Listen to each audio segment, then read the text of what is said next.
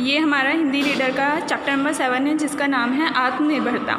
और जो ये पाठ है, इसके लेखक कौन है? इसके लेखक रामचंद्र शुक्ल हैं। और उन्होंने इस पाठ के माध्यम से क्या बताने का प्रयत्न किया है कि जो मनुष्य है, मतलब जो आत्मनिर्भर मनुष्य होता है, वही सही मायने में सम्मानपूर्वक जीवन जो है वो व्यतीत करता है। यानी कि अगर आपको सम्मानपूर्वक जीवन व्यतीत करना है तो उसके लिए आपको आत्मनिर्भर बनना पड़ेगा। यानी कि जो आत्मनिर्भर मनुष्य है वही समाज में जो है सम्मान प्राप्त करता है।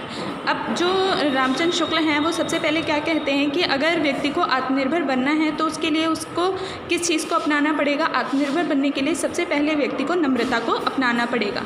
अगर व्यक्ति में अहंकार है तो वो कभी भी ऊपर नहीं उठ सकता। मतलब अहंकार को अपनाकर व्यक्ति ये सोचने लगता है कि वो दूसरों से श्रेष्ठ है, परंतु वास्तविकता में जो अहंकार है वो पूरी तरीके से उसका विनाश जो है कर देता है। तो इसलिए जो रामचंद्र शुक्ल हैं वो क्या कहते हैं कि अगर आपको आत्मनिर्भर बनना है तो सबसे पहले आपको नम्रता को अपने जीवन में अपनाना होगा।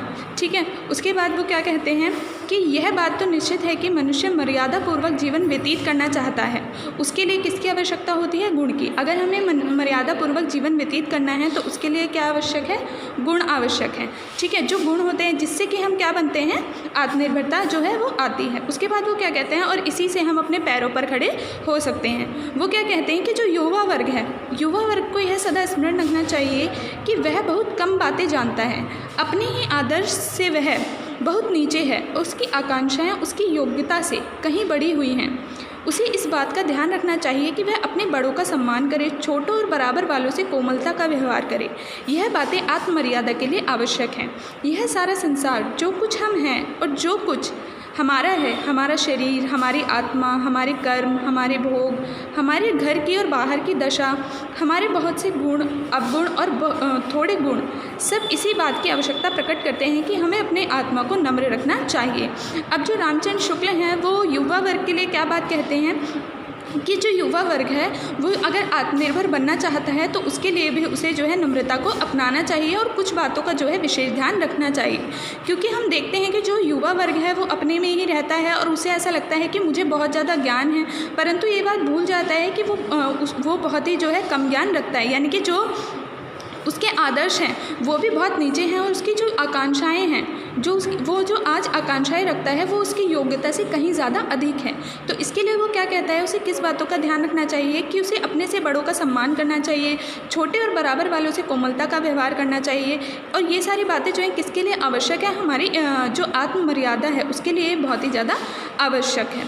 ठीक है, उसके बाद लेखक जो है वो क्या कहता है कि नम्रता का अर्थ यह नहीं कि किसी दब्बूपन से, नम्रता का अर्थ यह नहीं है कि आप हर किसी के सामने चुप रहो और जो कोई भी कुछ कह रहा है तो केवल उसे गर्दन नीचे करके आप सुनते रहो। तो उसके लिए लेखक क्या कहता है, नम्रता से मेरा अभिप्राय दब्बूपन से नहीं है जिसके कारण मनुष्य दूसरों का मुँह ताकता है, जिससे उसका संकल्प क्षीण और उसकी प्रज्ञा मंद हो जाती है, जिसके कारण आगे बढ़ने के समय भी पीछे रहता है और अवसर पड़ने पर चटपट किसी बात का निर्णय नहीं कर सकता। वो कहता है कि नम्रता का अर्थ ये नहीं है कि आप किसी के सामने कुछ बोलो ही ना, बल्कि वो ये कहता है कि अगर हमारा जो स्वभाव है अगर इस तरीके का होगा कि हम किसी के सामने कुछ बोलेंगे ही नहीं तो अवसर पड़ने पर जो है हम किसी बात का जो है निर्णय तुरंत नहीं ले पाएंगे। उसके बाद वो क्या कहता है कि मनुष्य का बेड़ा अपने ही हाथ में है, उसे वह चाहे जिधर लगाए। सच्ची आत्मा वही है जो प्रत्येक स्थिति के बीच अपनी राह आप निकालती है।